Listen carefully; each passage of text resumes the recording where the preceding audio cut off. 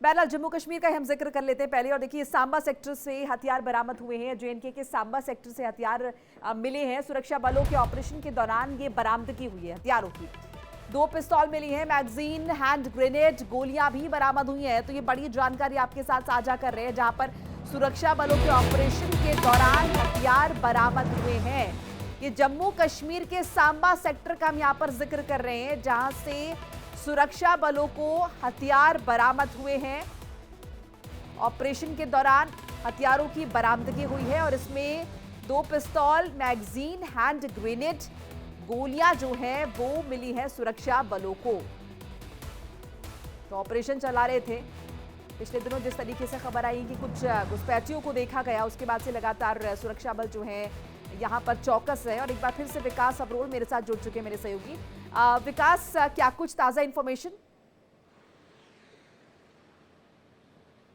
जी बिल्कुल, देखिए देर रात की खबर है कि लगातार जिस तरह से अब 26 जनवरी अब पास आ रही है, ऐसे में आतंकवादी कोशिश करते हैं कि किसी बड़ी घटना को अंजाम दिया जा सके जम्मू कश्मीर में।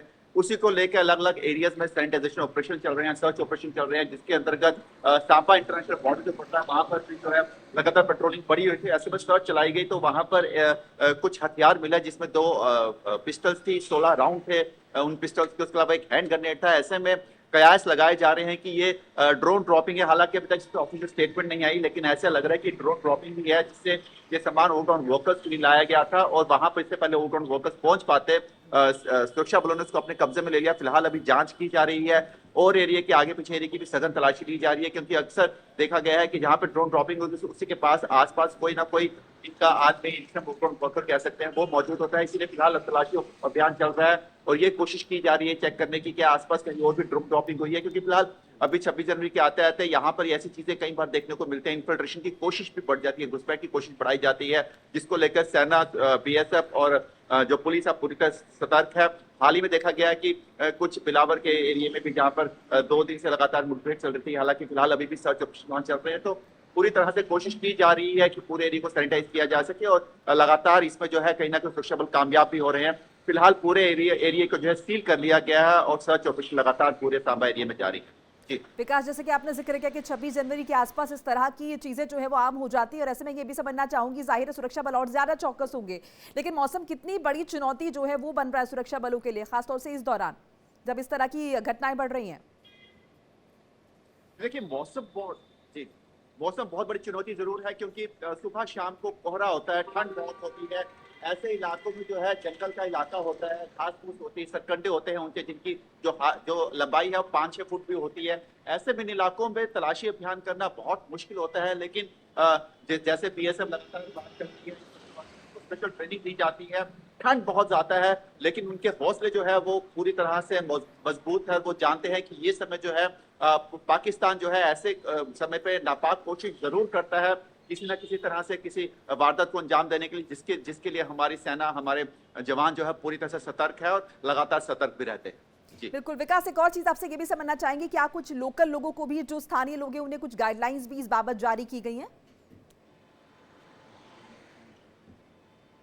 जी बिल्कुल, लगातार इन एरियाज में जो है लोगों से बातचीत की जाती है, पूरा सप्ताह बनाया जाता है सुरक्षा बलों का सिविलियंस के साथ। और ये जरूर कहा जाता है कि अगर कोई आपको आपके इलाके में कोई ऐसा इंसान दिखता है, ऐसा शख्स दिखता है जिसको आप नहीं जानते हैं या जो बाहरी लगता है, तुरंत सूचना दे। कई बार देखा गया है कि ऐसी जो ड्रॉपिंग होती है वो ग्रामीणों के द्वारा ही बताया जाता है, और अक्सर कई इलाकों में जब संदिग्ध देखे जाते हैं, खासकर जहां पे एनकाउंटर साइट्स होती हैं, वहां पर जो संदिग्ध है वो ग्रामीणों द्वारा ही देखा जाता है। तो कहीं ना कहीं एक आपस में जो कम्युनिकेशन है वो बहुत मैटर करता है, और जिसको लगातार सुरक्षा बल बढ़ा रहे हैं। और ये जरूर सुनिश्चित कर रहे हैं लोगों को, सरपंच, जो पंच सरपंच होते हैं गांव के, जो बुजुर्ग होते हैं, उन सबको भी ये हिदायत दी जाती है कि आप खास ध्यान रखें, क्योंकि वो लोग जो होते हैं वो हर इंसान को जानते हैं कि उस गांव में, उस इलाके में कौन सा बाहर का व्यक्ति है, कौन सा वहीं का रहने वाला। तो ऐसे में इन इलाकों से, इन लोगों से लगातार बातचीत की जाती है, उनसे पूछताछ की जाती है, वो इनको जो है इंफॉर्मेशन देते हैं। देखिए, जब भी एक ओवरग्राउंड वर्कर का नेटवर्क जो कहीं ना कहीं आतंकवादी के लिए काम करता है, तो ये जो अपना इनका